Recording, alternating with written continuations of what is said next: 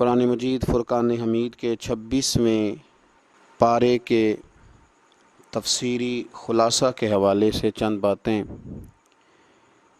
اس پارے کا آغاز سورہ احقاف کے ساتھ ہو رہا ہے۔ اللہ کریم نے فرمایا حامیم تنزیل الکتاب من اللہ العزیز الحکیم، فرمایا اتاری گئی یہ کتاب اللہ کی طرف سے جو سب سے زیادہ غالب حکمت والا ہے۔ پھر آگے اللہ تبارک و تعالی نے تیسری آیت کے اندر ایک بہت بڑی حقیقت کو بیان فرمایا اور ارشاد فرمایا ما خلقنا السماوات والارض وما بینہما الا بالحق، فرمایا کہ ہم نے زمین اور آسمان اور جو کچھ اس کے درمیان ہے اسے حق کے ساتھ پیدا فرمایا۔ کوئی چیز ایسی نہیں جو اس میں فضول ہو، باطل ہو۔ زمین آسمان اور اس کے درمیان جو کچھ بھی ہے اسے حق کے ساتھ پیدا فرمایا، اور فرمایا وَأَجَلٍ مُّسَمًّى، اور ایک مقررہ مدت تک کے لیے پیدا فرمایا۔ ایک تو یہ ایک بہت بڑی حقیقت ہے اور بہت بڑا نظریہ ہے، اس کو سمجھ لیں کہ اللہ تعالیٰ نے جو چیز پیدا فرمائی وہ حق کے ساتھ پیدا فرمائی۔ اس کی ضرورت تھی، اس کی حاجت تھی، اس کو کسی حکمت کے تحت پیدا کیا گیا۔ لوگوں کو اس کی ضرورت تھی اس لیے اسے پیدا کیا گیا، انسانوں کو ضرورت تھی، اور ایک مقررہ مدت تک کے لیے پیدا کیا گیا، اور جب کسی چیز کا وقت پورا ہو جائے گا پھر اس چیز کو اٹھا لیا جائے گا۔ پھر اسی سورہ مبارکہ میں اللہ تبارک و تعالی نے کچھ اور مضامین بیان فرمائے۔ کفار کے باطل معبودوں کا جواب دینے سے بے بسی اور ان کی کافروں کی جو پکار ہے اس سے ان کے بے خبر ہونے کا بیان فرمایا۔ پھر آگے چل کے اسی سورہ مبارکہ کے اندر اللہ تبارک و تعالی نے ارشاد فرمایا کہ ان الذین قالوا ربنا اللہ ثم استقاموا فلا خوف علیہم ولا هم یحزنون، فرمایا بے شک وہ لوگ جنہوں نے کہا کہ اللہ ہمارا رب ہے اور پھر وہ اس بات پر ڈٹ گئے، انہوں نے پھر استقامت اختیار کی، نظریاتی بن کے انہوں نے زندگی گزاری۔ ایسا نہ ہوا کہ ہوا کا ایک جھونکا آیا تو انہیں ادھر لے گیا اور دوسرا آیا تو انہیں ادھر لے گیا۔ انہوں نے نظریاتی بن کر وقت گزارا، اور جب کہا کہ اللہ ہمارا رب ہے اور پھر جب اس پر ڈٹ گئے تو فرمایا فلا خوف علیہم ولا هم یحزنون، پس ان پر کوئی خوف نہیں ہوگا اور نہ وہ غمگین ہوں گے۔ پھر چھوٹی چھوٹی باتیں انہیں ڈرائیں گی نہیں، پھر چھوٹی چھوٹی آندھیاں انہیں بہائیں گی نہیں، پھر وہ مضبوط زندگی گزاریں گے، وہ خوف سے، غم سے، پریشانیوں سے نکل جائیں گے، اس لیے کہ انہوں نے کہا اللہ ہمارا رب ہے تو پھر اس پر انہوں نے استقامت اختیار کی، پھر اس پر وہ ڈٹ گئے، ان کے دل اس بات پر جم گئے، اور پھر فرمایا انہیں انعام یہ ملے گا کہ اولئک اصحاب الجنۃ خالدین فیہا جزاء بما کانوا یعملون، فرمایا پھر ان کی جزا یہ ہے کہ یہی لوگ جنتی ہیں جو اللہ کا نام لے کے ڈٹ جاتے ہیں اور اس میں وہ ہمیشہ رہیں گے، اور یہ جزا ہے ان نیکیوں کی، ان کاموں کی جو انہوں نے کیے۔ پھر آیت نمبر 15 سے ماں باپ کے ساتھ حسن سلوک کا تاکیدی حکم ہے، اور ماں نے حمل اور وضع حمل کے دوران جو بے پناہ مشقتیں اٹھائیں اس کا تذکرہ ہے۔ گویا اللہ تبارک و تعالی نے ان آیات کے اندر ماں باپ کے احسانات کا، بالخصوص ماں کے احسانات کا ذکر کر کے ان کے ساتھ حسن سلوک کرنے کی تاکید ارشاد فرمائی ہے۔ آیت نمبر 17 میں والدین کے نافرمان گمراہی پہ جمے ہوئے اور آخرت کا انکار کرنے والے شخص کے برے انجام کا بھی ذکر ہے۔ پھر اسی سورہ مبارکہ کی آیت نمبر 29 سے نبی پاک صلی اللہ تعالیٰ علیہ وسلم کی بارگاہ میں جنوں کے حاضر ہو کر قرآن پاک سننے کا تذکرہ فرمایا کہ جنوں کی جماعت نبی پاک صلی اللہ تعالیٰ علیہ وسلم کی بارگاہ میں حاضر ہوئی، اور انہوں نے گزرتے ہوئے قرآن کو سنا اور جا کر اپنی قوم سے کہا کہ ہم نے ایسی آسمانی کتاب سنی ہے جو موسیٰ علیہ السلام کے بعد نازل ہوئی ہے اور جو پہلی آسمانی کتابوں کی تصدیق کرنے والی ہے۔ ان جنات نے اپنی قوم کو کہا کہ اللہ کی طرف بلانے والے کی دعوت کو قبول کر لو، جنات تبلیغ کر رہے ہیں دین کی، اور دعوت کو قبول کر لو، اس پر ایمان لے آؤ، اور اس کے نتیجے میں اللہ تعالیٰ تمہارے گناہوں کو بخش دے گا اور تمہیں دردناک عذاب سے نجات عطا فرمائے گا، اور جو شخص اللہ کی طرف بلانے والے کی دعوت قبول نہیں کرے گا تو زمین میں اللہ کی گرفت سے اس کے لیے کوئی جائے پناہ نہیں ہو۔ ایک صحابی تھے حضرت سواد بن قارب رضی اللہ تعالیٰ عنہ، وہ کہتے ہیں کہ میری خواب میں یا ظاہراً مجھے ایک جن آ کے کہا کرتا تھا کہ جا کے نبی پاک صلی اللہ علیہ وسلم کا کلمہ پڑھ لے۔ ایک دفعہ بھی کہا، دو دفعہ بھی کہا، تین دفعہ بھی کہا، پھر میں سمجھ گیا کہ یہ صرف خواب ہی نہیں ہے، اس میں کوئی اشارہ ہے، کوئی حقیقت ہے۔ جن کہتا تھا۔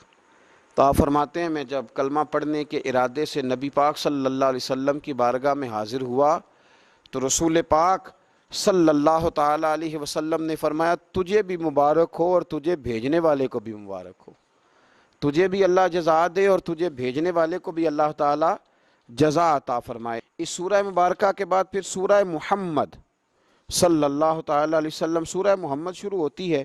اس سورہ مبارکہ میں ترغیب جہاد، مجاہدین کو بشارتوں، منافقین کی صفات اور سازشوں اور مسلمانوں کو منافقین سے خبردار کرنے کا بیان ہے۔ غزوہ بدر سے پہلے اسلام کے تفصیلی جنگی قانون نازل نہیں ہوئے تھے۔ اس سورہ مبارکہ کی آیت نمبر 4 میں فرمایا کہ جب جنگ ختم ہو جائے اور مسلمانوں کو غلبہ حاصل ہو جائے تو جنگی قیدیوں کے ساتھ 3 طرح کا سلوک کیا جا سکتا ہے۔ مسلمانوں کے پاس جو جنگی قیدی ہوں گے ان کے ساتھ 3 قسم کا سلوک کیا جا سکتا ہے۔ سورہ محمد کی آیت نمبر 4 میں اس کو بیان فرما دیا۔ ایک تو یہ کہ انہیں قید کیا جائے گا تاکہ وہ مسلمانوں کو دوبارہ شر نہ پہنچا سکیں، یہ پہلا حال ہے۔ اور دوسرا حال یہاں یہ بیان کیا گیا کہ ان کی اصلاح اور قبول اصلاح کی امید ہو کہ اگر یہ ٹھیک ہو جائیں گے، اسلام کی طرف آ جائیں گے، شر چھوڑ دیں گے تو ان پر احسان کر کے انہیں آزاد کیا جائے۔ اور تیسرا حال یہ کہ یہاں پھر ان سے فدیہ لیا جائے اور انہیں آزاد کر دیا جائے۔ پھر اسی سورہ مبارکہ کے اندر اللہ تبارک و تعالیٰ نے ایک اسلوب بیان کیا، ایک بہت بڑے راز سے پردہ اٹھایا اور ایک بڑی اہم بات ان لوگوں کے لیے بیان کی جو دین کا کام کرنے والے ہیں، جو پیغام دین پھیلانے والے ہیں، جو دین کی کوئی سی بھی ڈیوٹی کرنے والے ہیں۔ اگر وہ مخلص ہو کر للہیت کے ساتھ دین کا کام کرتے ہیں تو اللہ تبارک و تعالیٰ نے ایک اسلوب بیان فرما دیا۔ ارشاد فرمایا یا ایھا الذین آمنوا ان تنصروا اللہ ینصرکم ویثبت اقدامکم۔ فرمایا ایمان والو اگر اللہ کے دین کی تم مدد کرو گے تو پھر اللہ تمہاری مدد کرے گا اور اللہ تمہارے پیروں کو جما دے گا، تمہیں اللہ ثبات عطا فرمائے گا، تمہیں اللہ استقامت عطا کرے گا۔ اگر تم خلوص کے ساتھ، للہیت کے ساتھ دین کا کام کرو تو اللہ تمہاری مدد کرے گا، تمہارے قدموں کو جمائے گا۔ لیکن اگر اس کے اندر تمہارے ذاتی مفادات ہیں، اگر اس کے اندر تم نے نام دین کا لیا ہے اور تم اس سے کما دنیا رہے ہو، رسول کائنات صلی اللہ تعالیٰ علیہ وسلم نے فرمایا جس شخص نے دین کا علم اس لیے حاصل کیا کہ وہ علماء سے بحث کرے گا یا جاہلوں پہ روب جمائے گا، اسے تو اللہ جنت کی خوشبو بھی عطا نہیں کرے گا۔ تو اگر تم اللہ کے دین کی مدد کرو، غلبہ دین کے لیے اپنا کردار ادا کرو، نفاذ دین کے لیے جد و جہد کرو گے تو اللہ تمہاری مدد کرے گا، اللہ تمہارے حال پہ رحم فرمائے گا، اللہ تمہارے لیے آسانیاں کر دے گا۔ تو یہ ایک ایسا بڑا اصول ہے جو ہر دین کا کام کرنے والے کو یاد رکھنا چاہیے کہ وہ یہ نہ کہے کہ پھر مجھے وسائل نہیں ملیں گے، پھر وہ یہ نہ کہے کہ میں آگے کیسے بڑھوں گا، پھر یہ کبھی نہ سوچے کہ میرے لیے اسباب کون پیدا کرے گا۔ وہ پہلے اپنے دل سے پوچھے کہ وہ دین کے کام میں مخلص ہے۔ ٹھیک ہے مشکلات آئیں گی اور وہ مشکلات کا آنا بھی اس کے لیے باعث راحت بنے گا، وہ مخالف ہوا کا آنا بھی اسے اونچا اڑا لے گا، لیکن وہ دین مصطفیٰ کریم علیہ السلام کی مدد کرے۔ آج اس دور کا ایک یہ بہت بڑا نازک معاملہ ہے کہ لوگ اپنے خاندان کے لیے، قوم، قبیلے، علاقے، ملک، ملت کے لیے بڑا کچھ کرتے ہیں، لیکن وہ میٹنگ ہال کہاں گئے جہاں صرف دین کے عروج اور بقا کے لیے میٹنگیں ہوا کرتی تھی۔ آج لوگ ذاتوں کے عروج کے لیے بہت بڑے بڑے اجتماعات منعقد کر رہے ہیں، لیکن ضرورت ہے آج ان بڑے بڑے اجلاسوں کی، ان بڑے بڑے اجتماعات کی کہ جس میں عروج دین کے لیے بات کی جائے، دین کو آگے لے جا کر کے بڑھانے کی کوشش کی جائے۔ اول تو لوگ دین کا کام کر نہیں رہے اللہ ماشاءاللہ، اور جو کر رہے ہیں ان کو بھی اس قدر زیادہ تنقید کا نشانہ بنایا جاتا ہے اور اس قدر زیادہ آزمائشوں سے گزارا جاتا ہے کہ مشکلات دن بدن بڑھتی چلی جاتی ہیں۔ کوشش کریں دین کے لیے اپنا کردار ادا کریں، اور اگر آپ اور کچھ نہیں کر سکتے تو کم از کم جو لوگ دین کا کام کر رہے ہیں ان کے لیے خیر کا جملہ بولیں، ان کی اخلاقی آپ مدد کریں، آگے بڑھیں۔ اللہ ہمیں سمجھنے کی توفیق عطا فرمائے۔ اسی سورہ محمد کی آیت نمبر 29 میں فرمایا کہ جن لوگوں کے دلوں میں نفاق کی بیماری ہے، انہوں نے گمان کر رکھا ہے کہ اللہ تعالیٰ ان کے دلوں کے فتنے کو ظاہر نہیں کرے گا۔ کیا وہ یہ سوچتے ہیں کہ ہمارے دلوں میں اگر نفاق کی بیماری ہے تو ہماری اس بیماری کو ظاہر نہیں کیا جائے گا؟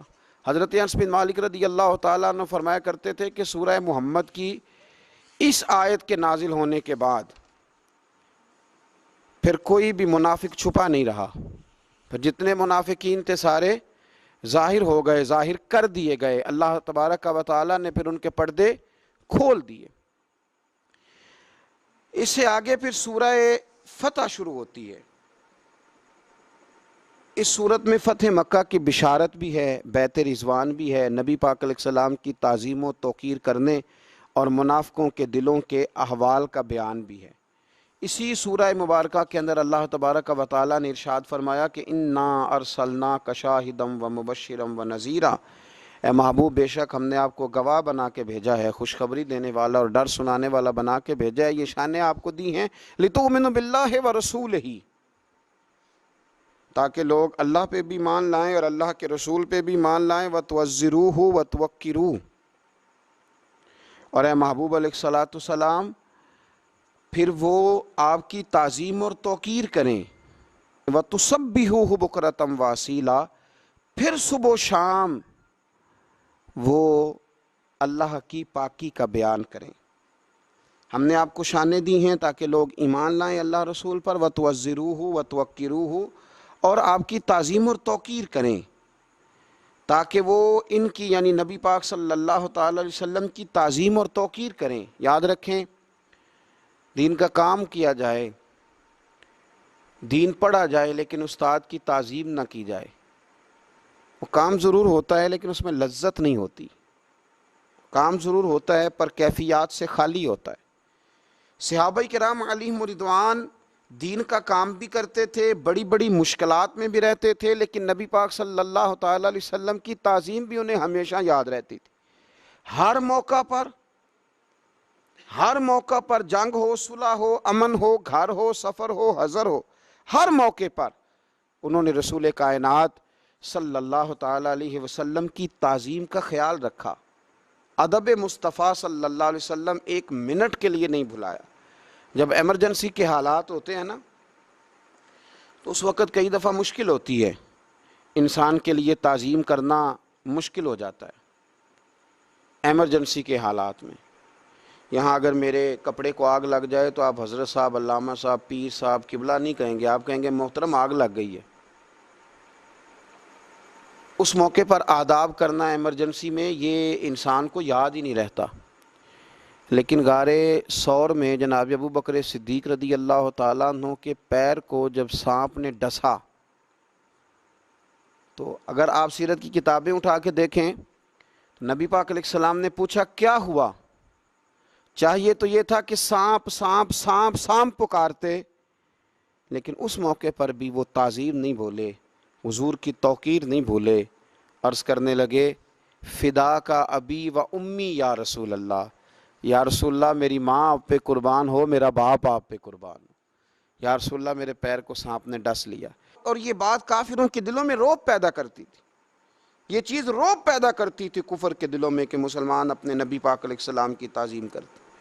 آج تو باقاعدہ اس پر کام ہو رہا ہے، محنت کی جا رہی ہے، جد و جہد کی جا رہی ہے کہ آپ دین کا کام کریں جی، آپ نرا ادب کرتے جا رہے ہیں، آپ نرا حضور کے نام کو چومتے جا رہے ہیں۔ آپ کام کریں بھائی، وہ کون سا دین کا کام ہے جو دین کا کام تو ہو اور اس میں حضور کی تعظیم نہ ہو؟ تعظیم مصطفیٰ ہوگی تو دین کا کام ہوگا، اس لیے کہ جب تک نبی پاک سے پیار نہیں ہوگا حضور کے مشن سے پیار کیسے ہوگا؟ جب تعظیم رسالت ہی نہیں ہوگی تو پھر بات آگے کرنے کا انسان کے پاس شوق ذوق اور جذبہ کیسے آئے گا؟ وہ عروہ بن مسعود ثقفی، بڑی معروف روایت ہے، بخاری میں موجود ہے، اور اسی موقع پر آگے وہ آیات حدیبیہ کے حوالے سے آ رہی ہیں، وہ یہاں آیا تھا اور اس نے جب نبی پاک صلی اللہ تعالی علیہ وسلم کے صحابہ کو حضور کی تعظیم و توقیر کرتے دیکھا، وضو کا بچا ہوا پانی چہروں پہ ملتے ہوئے دیکھا، کلی کا پانی اپنے چہروں پہ ملتے ہوئے دیکھا، تو اس نے پلٹ کے جا کے کفار سے کہا تھا، یار میں نے بڑے بڑے دربار دیکھے ہیں اور بڑے بڑے ادب دیکھے ہیں، میں نے وہ لوگ بھی دیکھے ہیں جو سجدے کراتے ہیں اپنے آپ کو معاذ اللہ، پر جو رنگ آج دیکھ کے آیا ہوں یہ کبھی نہیں دیکھا۔ یہاں توحید بھی عروج پہ ہے، لا الہ الا اللہ کی صدا بھی عروج پہ ہے، لیکن مصطفیٰ کا ادب بھی عروج پہ ہے۔ کیا کوئی سوچ سکتا ہے کہ کوئی صحابی ایسا ہوگا جس کے دل میں ذرا بھی شرک کا شائبہ ہوگا؟ ان کی توحید انہیں مجبور کرتی تھی کہ جس شانوں والے رب نے یہ شانوں والا رسول بھیجا، اس رسول کی تعظیم و توقیر کرنی چاہیے، اور وہ کرتے تھے۔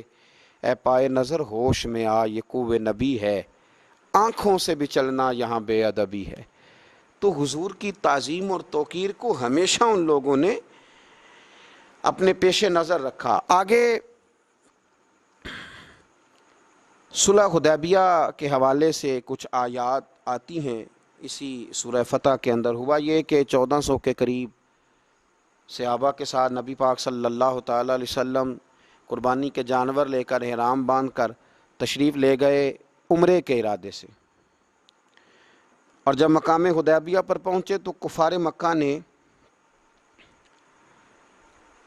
یہ پروگرام بنا لیا کہ کسی بھی صورت ہم اس قافلے کو مکے میں داخل نہیں ہونے دیں گے۔ رسول کریم صلی اللہ تعالی علیہ وسلم نے اپنے 1400 صحابہ میں سے بطور سفیر کے جن کو نامزد کیا وہ حضرت عثمان غنی رضی اللہ تعالیٰ عنہ۔ فرمایا عثمان غنی معاملہ فہم ہیں، باشعور ہیں، چیزوں کو سمجھتے ہیں۔ دیکھیے حضور کی نظر انتخاب حضرت عثمان غنی پہ پڑی، حضور صلی اللہ علیہ وسلم نے انہیں بھیجا، فرمایا جا کے قریش کو، کفار کو، مکے کے لوگوں کو، سرداروں کو یہ بتلاؤ کہ ہمارا مقصود لڑائی کرنا نہیں ہے، ہمارا مقصود مکے پہ چڑھائی کرنا نہیں ہے، ہمارا مقصود فقط اور فقط عمرہ کرنا، عمرہ کریں گے اور واپس چلے جائیں گے۔ حضرت عثمان غنی رضی اللہ تعالیٰ عنہ کو جب نبی پاک صلی اللہ علیہ وسلم نے وہاں بھیجا تو ایک خبر پھیل گئی کہ قریش مکہ نے تو جناب عثمان غنی رضی اللہ تعالیٰ عنہ کو شہید کر دیا ہے۔ اب صحابہ کے جذبات کے اندر جوش پیدا ہو گیا، جوش پیدا ہوا، ہر طرف سے ایک ہی صدا آتی تھی کہ ہم عثمان غنی کا بدلہ لیے بغیر یہاں سے نہیں جائیں گے۔ میرے محبوب پاک علیہ السلام کو اللہ نے غیب کی کنجیاں عطا فرمائی ہیں، رسول پاک علیہ السلام جانتے تھے نور نبوت سے کہ حضرت سیدنا عثمان غنی تو موجود ہے، پر جو ایک زبردست جرنیل ہوتا ہے نا، وہ قوم کے جذبات کا صحیح استعمال کرتا ہے، اسے پتہ ہوتا ہے کہ اس وقت جذبات کیا ہیں، تو اسے ان جذبات کا صحیح استعمال کرنا، ان کو مثبت راہ پہ چلانا اسے آتا ہوتا ہے۔ تو میرے رسول کریم صلی اللہ تعالی علیہ وسلم نے ایک درخت کے نیچے صحابہ سے بیعت لی، اس کو بیعت رضوان کہتے ہیں، کہ ہم ہر حال میں حضرت عثمان غنی رضی اللہ تعالیٰ عنہ کا بدلہ لیں گے، دین پہ قائم رہیں گے۔ اس بیعت کا ذکر قرآن مجید نے کہا، اور انداز دیکھیے کیا نرالا ہے، کیا انوکھا ہے، اور کیا وارفتگی ہے، اور کیا رشتہ ہے اللہ رسول کا آپس میں۔ اسی سورہ فتح کی آیت نمبر 10 میں فرمایا ان الذین یبایعونک انما یبایعون اللہ، اے محبوب پاک علیہ السلام بے شک جو لوگ آپ کی بیعت کرتے ہیں وہ در حقیقت اللہ ہی کی بیعت کرتے ہیں، یہ در حقیقت اللہ ہی کی بیعت کرتے ہیں۔ کیوں؟ ید اللہ فوق ایدیہم، اللہ کا ہاتھ ان کے ہاتھوں پر ہے۔ ہاتھ تو رسول پاک کا تھا، لیکن فرمایا جب محبوب میرے ہیں، جب محبوب میرے ہیں تو پھر وہ ہاتھ یوں سمجھ لو کہ رب کریم کا ہی تھا، یوں سمجھ لو کہ رب کریم کا ہی تھا۔ خدا کی رضا چاہتے ہیں دو عالم، خدا چاہتا ہے رضائے محمد صلی اللہ علیہ وسلم۔ تو ان آیات مبارکہ میں اس واقعے کا تذکرہ ہے، اور جو چیز یہاں بڑی قابل توجہ ہے اس ساری بات کے اندر وہ سمجھنے والی ہے کہ اللہ تبارک و تعالیٰ نے یہاں آیت نمبر 18 میں فرمایا کہ لَقَدْ رَضِيَ اللَّهُ عَنِ الْمُؤْمِنِينَ اِذْ يُبَايِعُونَكَ تَحْتَ الشَّجَرَةِ، فرمایا بے شک اللہ ان مومنوں سے راضی ہو گیا جو درخت کے نیچے آپ کی بیعت کر رہے تھے۔ اللہ ان مومنوں سے راضی ہو گیا، اللہ ان سے فَعَلِمَ مَا فِي قُلُوبِهِمْ، اور اللہ نے جان لیا ہے جو ان کے دلوں میں ہے۔ تو اللہ تو کہہ رہا ہے کہ میں اپنے محبوب کے صحابہ سے راضی ہو گیا ہوں۔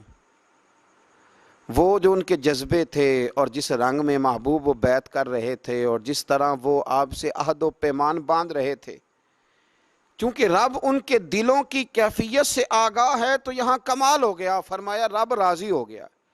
ان کے دلوں کے جذبات نے ہی اللہ تبارک و تعالیٰ کو راضی کر دیا ہے۔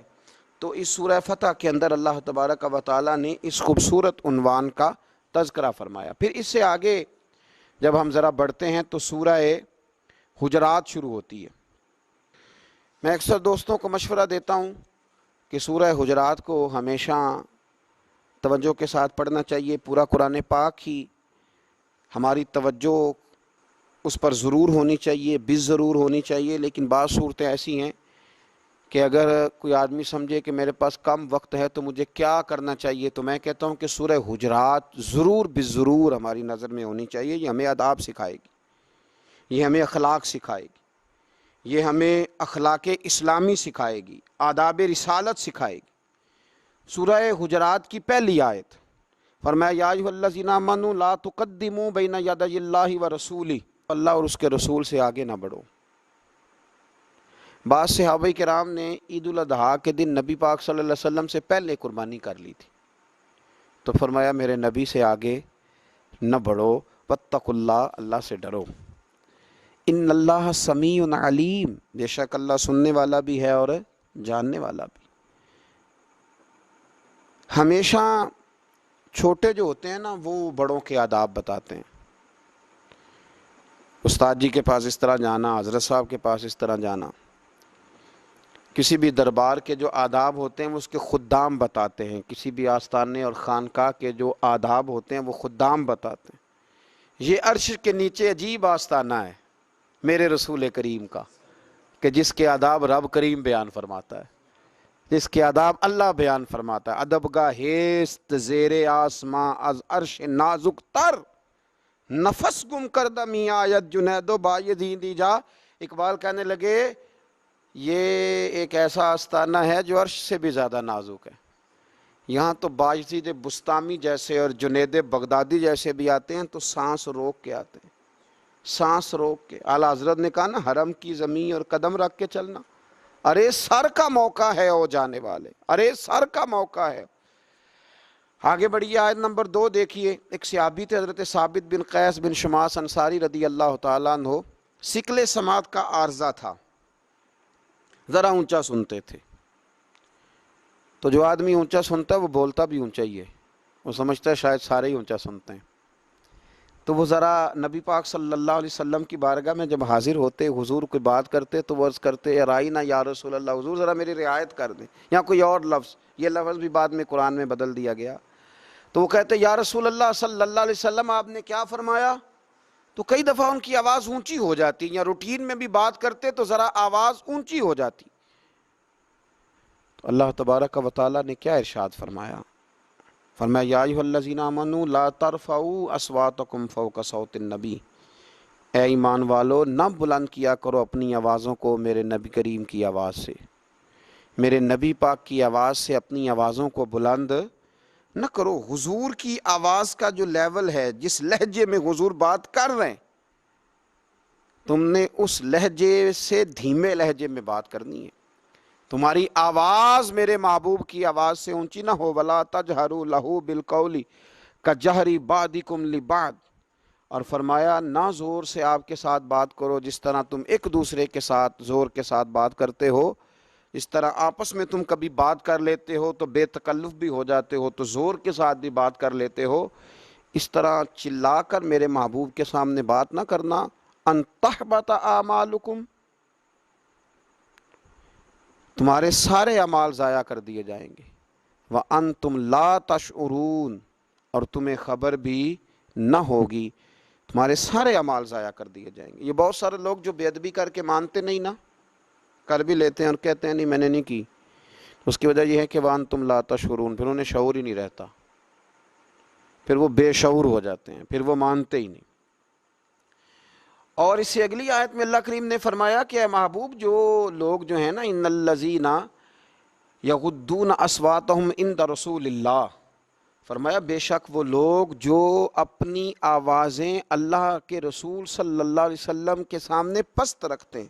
ذرا قرآن مجید کی ترتیب دیکھیے، فرمایا اولئک الذین امتحن اللہ قلوبہم للتقوی، فرمایا یہی لوگ ہیں جن کے دلوں کو اللہ نے تقوی کے لیے خاص کر لیا ہے۔ یہ باتوں کے متقی نہیں، نمازوں کے متقی نہیں، یہ جو حضور کا ادب کرتے ہیں، فرمایا یہ دل کے متقی ہیں، ان کے دل کو اللہ نے تقوی کے لیے خاص کر لیا ہے۔ لہم مغفرۃ و اجر عظیم، فرمایا ان کے لیے بخشش بھی ہے اور بہت بڑا اجر بھی ہے، ان کے لیے بخشش بھی ہے اور بہت بڑا اجر بھی ہے۔ اور پھر فرمایا محبوب جو آپ کو باہر سے آوازیں دیتے ہیں، حجروں کے باہر سے، ان میں اکثر لوگ ناسمجھ ہیں جو حجرے سے دروازے سے باہر کھڑے ہو کے آپ کو بلا لیتے ہیں، ان کو چاہیے تھا کہ باہر انتظار کرتے، یہی ان کے لیے بہتر تھا۔ یہ آداب بیان کیے جا رہے ہیں۔ پھر آیت نمبر 6 کے اندر ارشاد فرمایا کہ یا ایھا الذین آمنوا ان جاءکم فاسق بنبأ فتبینوا، اے ایمان والو جب کوئی فاسق خبر لے کے آئے نا تو اس کی تحقیق کر لو، ہر ایک کی بات نہ سن لو، اس کی پہلے تحقیق کر لو۔ ایسا نہ ہو کہ تم بے علمی میں کسی قوم کو ضرر پہنچا دو، کسی کو تمہاری وجہ سے تکلیف ہو جائے۔ تو اسی سورہ مبارکہ میں پھر اللہ تبارک و تعالیٰ نے کچھ اور خاص اخلاقی باتوں کا ذکر بھی ارشاد فرمایا۔ اسی سورہ کی آیت نمبر 10 میں فرمایا انما المؤمنون اخوۃ فاصلحوا بین اخویکم، فرمایا بے شک اہل ایمان بھائی بھائی ہیں تو ان میں صلح کرا دیا کرو۔ واتقوا اللہ لعلکم ترحمون، اور اللہ سے ڈرتے رہو تاکہ تم پر رحم کیا جائے۔ پھر اسی کی آیت نمبر 11 میں فرمایا کہ اے ایمان والو مذاق نہ اڑائے مردوں کی کوئی جماعت کسی دوسری جماعت کا، ہو سکتا ہے کہ وہ ان سے بہتر ہو، تم ان کا مذاق اڑا رہے ہو اور اللہ کی بارگاہ میں ان کا درجہ زیادہ ہو، اور نہ عورتیں دوسری عورتوں کا مذاق اڑائیں، ہو سکتا ہے وہ ان سے بہتر ہو۔ اور پھر یہ بھی ارشاد فرمایا کہ ولا تلمزوا انفسکم، ایک دوسرے کو عیب نہ لگاؤ، ولا تنابزوا بالالقاب، ایک دوسرے کے نام بگاڑ کے نہ لو۔ اور فرمایا یہ کتنی بری بات ہے مسلمان ہو کر فاسق ہو جانا۔ اور ہاں جو لوگ اس روش سے باز نہ آئیں گے یہ ظالم لوگ ہیں۔ پھر اس سے اگلی آیت میں ارشاد فرمایا کہ بدگمانی نہ کرو، کسی کے بارے میں بری سوچ نہ پیدا کرو۔ یا ایھا الذین آمنوا اجتنبوا کثیرا من الظن ان بعض الظن اثم، اے ایمان والو دور رہا کرو زیادہ بدگمانیوں سے، بے شک بعض گمان بھی گناہ ہے۔ ولا تجسسوا، جاسوسی بھی نہ کرو۔ ولا یغتب بعضکم بعضا، اور ایک دوسرے کی غیبت بھی نہ کرو، پیٹھ پیچھے برائیاں نہ کرو۔ اور ارشاد فرمایا کیا تم اب پسند کرتے ہو مردہ بھائی کا گوشت کھانا؟ گویا غیبت کرنا مرے ہوئے بھائی کا گوشت کھانا، مرے ہوئے بھائی کا۔ انسان کا ویسے بھی یہاں لا کے رکھا جائے نا، کہہ دیا جائے معاذ اللہ انگلی کٹی ہوئی تو خوف سے لوگ کانپ جائیں گے، مرے ہوئے آدمی کی انگلی، اور پھر اس کا گوشت کھانا مرے ہوئے بھائی کا، کس قدر صفاقی کی بات۔ تو قرآن کہتا ہے تم غیبت کرتے ہو تو کیا پسند کرتے ہو مرے ہوئے بھائی کا گوشت کھانا؟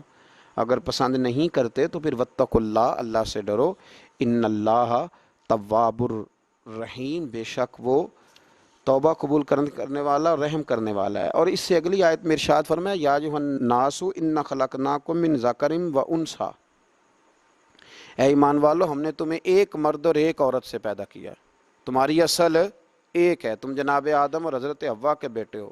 وجعلناکم شعوبا وقبائل لتعارفوا، اور تمہیں جو مختلف قوموں اور مختلف خاندانوں میں بانٹا ہے وہ تو صرف تعارف کے لیے ہے۔ قبائل تو اس لیے بنائے کہ اونچ نیچ کے لیے نہیں کہ یہ بڑا قبیلہ ہے یا یہ چھوٹا قبیلہ ہے، یہ تو تعارف کے لیے تھا۔ ورنہ ان خلقناکم من ذکر و انثی، تمہیں ایک مرد اور ایک عورت سے پیدا کیا ہے۔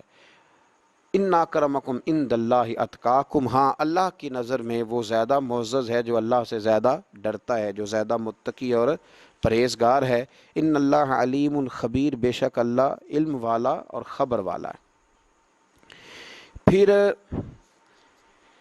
اس سے آگے سورہ کاف شروع ہوتی ہے۔ اس صورت میں مرنے کے بعد دوبارہ جی اٹھنے کو دلائل کے ساتھ ثابت کیا ہے۔ اللہ تعالیٰ کی توحید اور سرکار دو عالم علیہ السلام کی رسالت پر بھی دلائل دیے گئے ہیں۔ آیت نمبر 30 میں جہنم کی وسعت اور بھوک کے بارے میں بتایا کہ قیامت کے دن اللہ تعالیٰ جہنم سے پوچھے گا کہ کیا تیرا پیٹ بھر گیا ہے، تو وہ کہے گی کہ کچھ اور زیادہ ہے۔